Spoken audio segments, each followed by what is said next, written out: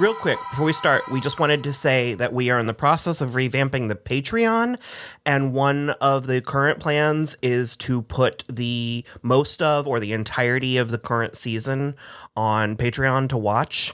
We will still continue to release things, or we still plan to release things weekly, an episode a week, but if you want to watch more, or hopefully the whole thing, if I can get it all edited, you can patron and head over there and watch it along with us. Yay! So... I wanna do real bad things with you. Hello, everybody. I'm Will. And I'm Kristen. And this is So I'm Watching True Blood, Season 2, Episode 2. Keep this party going. Or it's more of a... Yeah. Holy shit. Okay, things happen in this episode. This is so fun and so funny revisiting this. As we said frequently in Season 1, when we were watching this at the young ages of 22, 23, 24, Yeah. this was registering as drama. Like high drama. Everybody thought that this was along the same lines of like The Sopranos. Like this was elevated high art. This shit is so funny. It's campy. It's melodrama. Because for a hot minute, I was like, I don't know if I'm going to be able to watch this season because of first of all, because of Sookie and Bill. This isn't a fight. Yes, it is. Well, then, prepare to be made up to. Second of all, because of Jason's entire plot. Yeah. If you have else to sing this verse, they live forever, but we were here first. But I love Marianne and Tara's plot. But even the Marianne thing, they're so heavy-handed with it right out of the gate.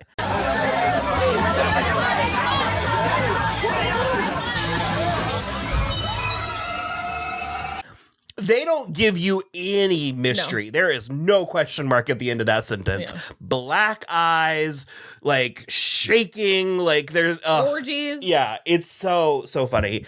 We start off with Lafayette in the dungeon at Fangtasia. We pick up the second we stopped episode 1. I do not remember this plot. Yeah. I'm hating it so far. I don't remember. Spoiler alert, I don't remember how he gets out of it. He gets out of it. I cannot remember. He tries to escape in this episode. I hate it so much. I hate the indignity. I'm like, This is Lafayette. Yeah, how dare you? Kind of.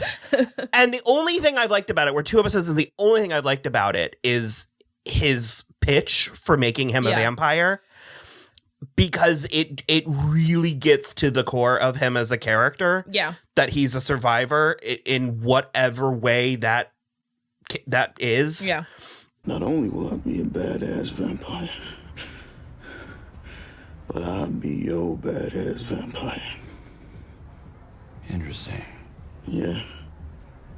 I'll take it under advisement. So they grill him for answers because they know Eddie's gone, and he does implicate Jason. Yeah. But they can't do anything about Jason because they need Sookie. Uh-huh. Which they have a delightful conversation like in Swedish or thereabouts. The ways that the show is good and bad and in between is fascinating. And there were many gifts that was bestowed it. And one of them was the chemistry between Kristen Bauer and Alexander Skarsgård is so good. So good. And it's very interesting that it's sexy without being sexual. Yeah. So there's something as well where their vibe, it's different because they are not the oldest people in this cast, like is the case with the example I'm going to give. But their chemistry reminds me in a way of James Marsters and Juliet Landau from Buffy as Spike and Drusilla. But they're not a carbon copy of. They're not a carbon copy. But the reason I think their chemistry was so the most interesting is because aside from Rupert Giles, they were the oldest people in the cast when they were on it. And so I think there was like a little bit of a kinship. And so it's not a 1-for-1, but there is something so dynamic about watching them. Well, she's older than him. In real life. Yeah. But there's just, there's a weird, didn't we think she was his sister? Because they're so Scandinavian, but Yeah. I think I might have thought she was his sister at first. Because like I said, there's something about their chemistry, and it's so completely lived in. And yes, they've been in a few, they were in season 1, but they're like, I think from this point on, they are just on the show. Yeah. Like they are serious regulars. They are in this relationship. He's in this relationship. Yeah. And it just, because even Chow isn't in as much of it. But I was liking him too. But anyways, they put Lafayette back in the basement dungeon. He escapes with some ingenuity. Well, Ginger's not an ingenue. He only makes it to the actual club like area. And then there's a hilarious scene with Ginger. Yeah. She is another one of the examples where the show soars because you don't need her from a plot. You don't need her, period. They could have just caught him even though it was day. But it's like the instinct to make that character interesting and also weird. Yeah. Is such a strange, because it's like from a plot perspective, someone just needs to catch him. Yeah. And sure, they established her, so there's an element of we might as well use her. But even in the casting, because she's just she's a hair older than she should be in this role. Yeah. And she's also like she has no clue what she's doing. I don't know. It's fascinating. It's amazing. The choices being made all over the place. Well, also we haven't it can't be a vampire but for reasons we haven't established yet, which is that they physically cannot stay up during the day. So it has to be another human, and she's the only one that's working for them. But it's just so many other shows that would have just been a means to an end. Yeah. They would have just had some day player catch him and or shoot him. Yeah. But the fact that there's this weird performance I don't know. It's so did she come from the books? I don't remember. I don't think it would matter because they didn't they didn't hold true to a lot of stuff. Yeah.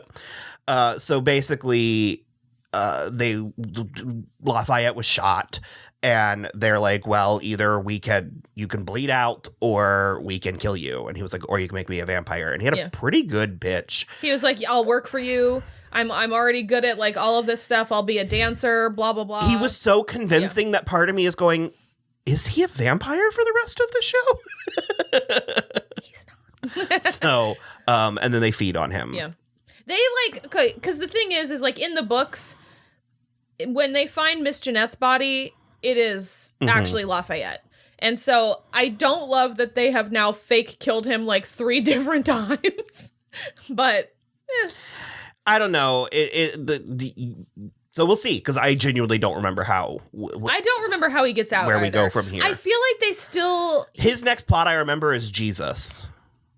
Yeah. Okay. Or Jesus. Did they call him Jesus? No, I think they call him Jesus. I think he does. They do end up making a deal with him, and he like has to do stuff for them. But maybe I don't remember what at all. Well, we'll find out. Yeah. We have Bill and Sookie. Bill was in rare form. Prayer. What did he say? You were repeating everything he was saying. You were giving me like a one-woman show. I'm overwhelmed. There was more. You did it better out there, but you were just like, as we were watching it, everything he would say, you would just sort of echo it from behind very straightforwardly. And then because we also get Jessica mimicking him to Sookie. But Jessica, I have an errand to run, and I do not need your presence for it. Fucking Deborah Ann Wall is so good as Jessica. And maybe the issue, maybe this is the good old fashioned friends logic, because Steven and Anna had such good chemistry in season 1 and it's just out the window, and it's gotta be because they're real life fucking now. It's literally, Do you know what I mean? Like, I don't want anything less than to watch them in scenes together in season 2. It's like, they have this insufferable fight. He claims it's not a fight. so apparently we pick up with them and it has been makeup sex because he was gone turning Jessica and he's back now, so they've had makeup sex and it's very like, if I didn't know makeup sex could be so good, guess we have to fight more often. Yeah, and it's like so gross. Just the oopy schmoopiest like pillow talk. Yeah, it's a real bad. Oh God. And he's just like, I'm weirdly kind of either still on his side or newly on his side, because as like insane as he was being in this episode, it was entertaining. He goes out shopping for Jessica. Yeah. He gets hit on by the cougar. Very funny. Mm-hmm. Why don't you come with me to the dressing room and I could model this for you? That's very kind of you, but no thank you. Eric comes in. Good evening, old sport. Eric saunters. In a tracksuit, head to toe in a tracksuit. It's the new me. With his new haircut, because he got blood in it. Yeah. So they had to cut it short. Mind you, they're already dyeing it. So they've already established he has foils. No, I know. I don't think it grows. So wash it.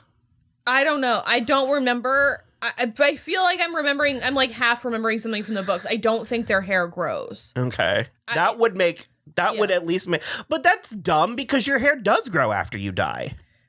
They're not technically dead. They can't stop talking about I'm how just they're saying. Dead. I don't know. It just sort of, because I was going to say by the chemical treatment to his hair, they are acknowledging that they can change their hair. Sure. Because that was the thing in Interview with the Vampire when she cuts it all off and it just goes right back to the same ringlets. Yeah. So that implies that you're stuck with that aesthetic. Yeah. I don't know. It's better, even though I am pro long hair on men and Alexander Skarsgård, it's better. So he just smolders into this scene. Him and Bill have I just love it so much. Their chemistry, their back and forth. And the cougar They basically saleswoman are like fucking right there. You like?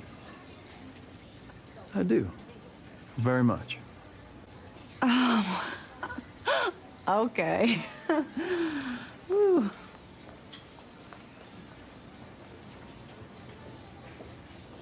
We need to talk.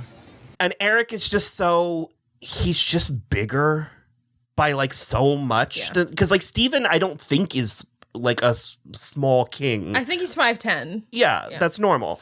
But there's just like something about it. And the cougar sales lady goes, oh, okay. And like leaves. She's like, bye. I wish we got just a hair more gay shit from them.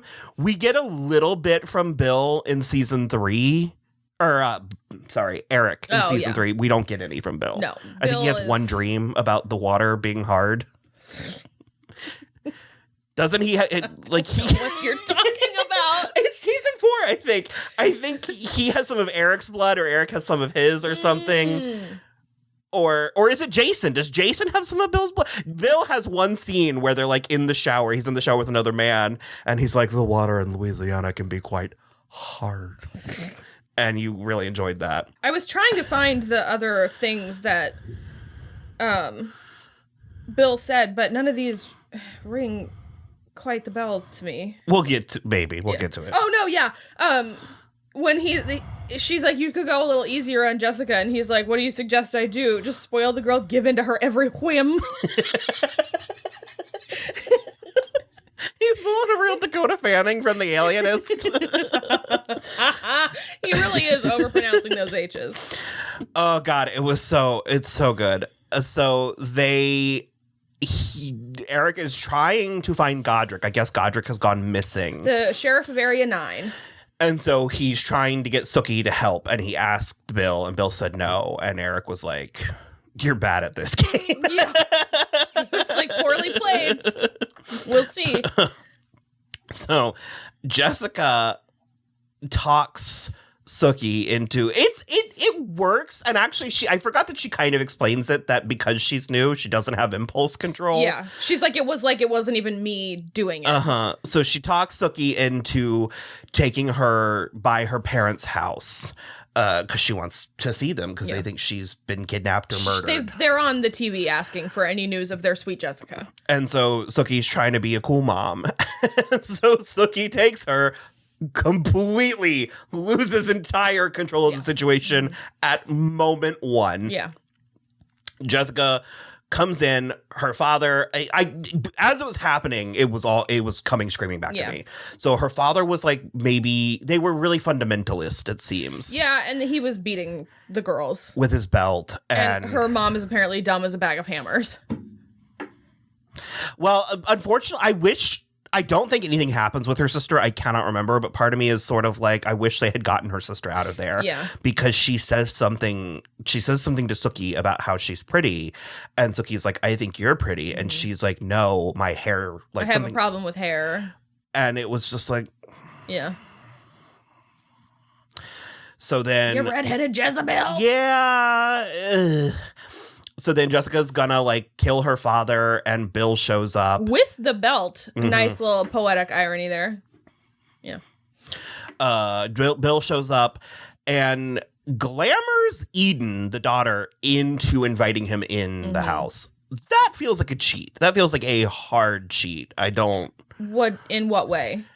If that's one of the vampire rules, that they have to be invited in, but they can just glamour you into inviting them in, then it doesn't exist. That's not a rule. I don't like that. That doesn't. They shouldn't be able to glamour someone from within the house. I see that. So I don't really remember it coming back or. Yeah, I don't know how much it does come back in the future.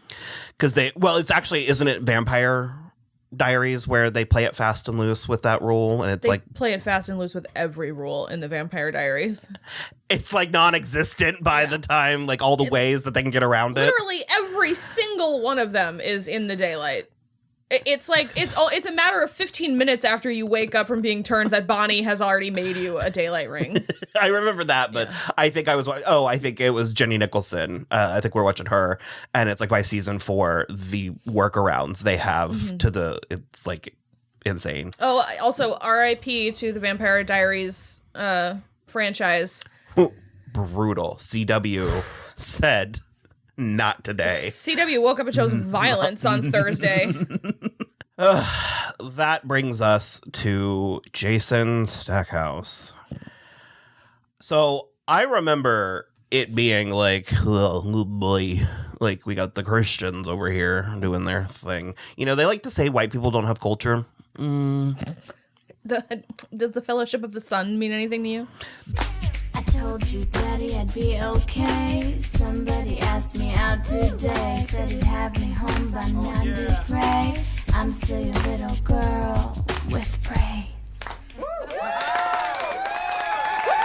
That's what I laughed at when I was looking. I pulled up the synopsis, and it quite literally, it's only like 4 sentences long, but the 4th sentence literally says, meanwhile, a group of his fellow campers, Amanda Jane and her band, the God Rockets, liven everyone's spirit with her hit single, Jesus Asked Me Out Today. The God Rockets? It was so bad. It was so bad. Is it Rocket or Rockette? Rockets, Rockets. I don't like it.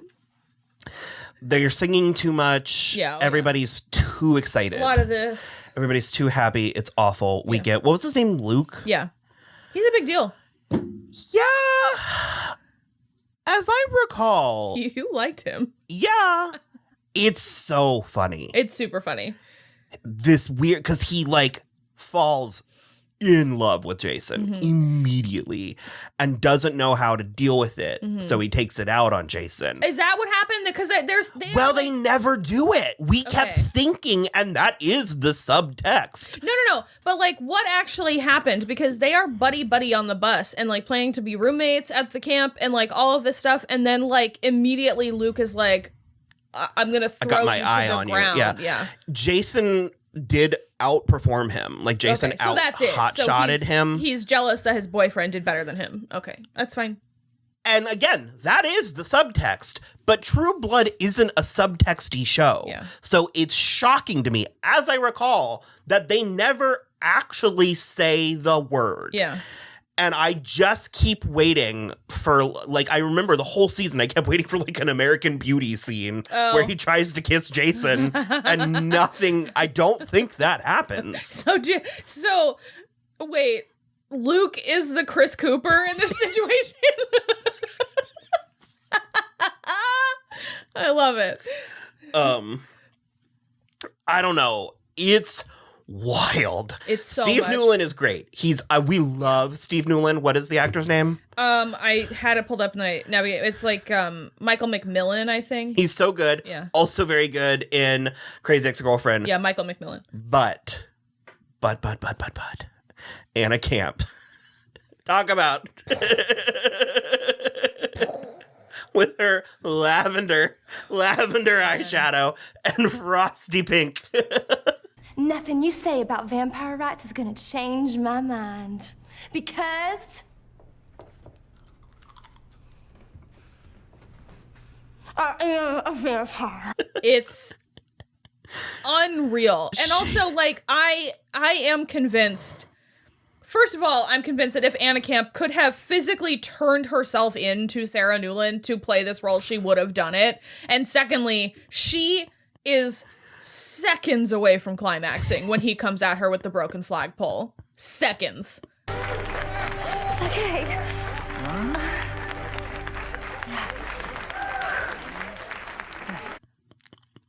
And there's just so many doozies because of this time period. Yeah. 2009, the 2000s were a real Islamophobia place. Yeah. And when your show takes place in southern Louisiana, Texas. And, this is taking place in Texas. And they don't let us forget it because during the whole flag football scene, they play God Bless Texas the whole time. And but at Evangelical Camp, they say some things in this episode where we were like, oh, yeah, it's a real clutch your pearls moment. Oh man. So yeah, Jason is gung ho, catches everybody's eye, everybody's attention. I remember elements. I don't remember everything, but I remember elements of the storyline and just whoosh. So that does bring us to Marianne and Tara. Tara's doing great. Yep. She just looks like Calypso. Like she just looks like an island goddess. And I love that like little nod that production gives to Marianne. We'll give it a minute before we clarify things. The general consensus of how we do this stuff is like mild spoilers. Mild tonal spoilers. We try not to say the actual thing. Well, and especially unless there's a real reason to, unless there's a contextual reason to or whatever. But Tara's doing great. She feels great. She likes eggs. He likes her. And she's suspicious of Marianne. And I mean... but only a little. She's not like super duper suspicious. Well, she has like a meeting with Sookie because they're like apart a lot, I think, this season. Yeah. But Sookie wants her to move in to Grant's house with her. Which would be better. Way better. And so, Marianne's, she's kind of fascinating. I will say this, and again, this is based on what I remember. Considering that she is the villain or the antagonist of this season, she's not your typical villain. She's not actually here to do evil. I mean, she kind of does bad by proxy, Sure. But that's not her motive. Her motive is not to cause harm. Right. It's just, yeah. I don't want to really say more. Yeah, it's very interesting. She was a wild card to pull, especially for the second season of a show like this. I will say I really like Michelle Forbes too, and I like her performance, but it's a little try hard to me. Okay. Like, I don't know that Michelle Forbes actually has Marianne inside her, kind of a thing. I think she's trying to be Marianne. Okay. I don't get that, but that's I'll accept that. So I've seen her on only mostly one other thing, which was The Killing, and I felt the same way about her in that. And so I think she's an actress because she likes it and she's like good enough at it. I don't think she's like a natural true actress. Is my opinion. I think she's great. I will say, it doesn't mean I don't like her. At no point am I not trying to make it either Jamie Murray or Lucy Lawless. I see it. Either one of those. I see both those things. But yeah, she wastes no time. I love just the little details, all the food she orders, and then the fact that the show acknowledges that that's a little bit weird. Yeah. And the dancing, again, I think we went a little too hard, too quick. I don't know. It's not a subtle show. Yeah. So, because we got Jane Bodenhouse. You said that we've had her already. She's in one episode in season 1. I don't recall us mentioning her. So Jane Bodenhouse is... She's one of the... Amazing. She's part of the Ton. Yeah. But yeah, her eyes turned black, which is a thing that happens. While she was dancing. I think that's it. Yeah, we got a little bit of Arlene and Terry. Terry's cooking because Lafayette's missing, and so Arlene starts helping. Frosty pink and purple makeup and magenta hair. The wig is so much redder. Oh my god! I mean, she has Carrie Preston, period, but Arlene, Carrie Preston's Arlene has such a look that you really have no choice but to lean into it. Yeah. Go all the way. Like, absolutely. Also, Marianne does her wiggle around thing and forces Sam into being a dog. I like Michelle's Marianne. I think I see what you mean because she is a little exposition-y in some, like, talking to Sam. Sure. It just doesn't feel very natural a lot of the times when she's doing stuff. It feels like Marianne is trying and then also that Michelle is trying. We also have Daphne. Who's very bad at being a waitress. It was like chunky peanut butter they were slathering. Yeah. That plot in this whole episode. Daphne is a type of mystical creature called a giant waste, like a huge missed opportunity is the specific name of the type of mystical creature she is. Yep. I may or may not keep that, but I like Daphne. Yeah. She had promise and it just didn't really. Well, the show leads you broadly and then specifically down a path, and then they reveal that you were supposed to go over there. And it was like, her name's Daphne. Okay, I can't. Apollo flies and Daphne holds the chase. I literally was just about I was waiting for you to say it. Apollo flees and Daphne gives the chase. Okay. It's right there. It is. It 100% is. It makes me so angry. So, yeah. Well, much like this episode, I think we're going to keep this party going. Let's do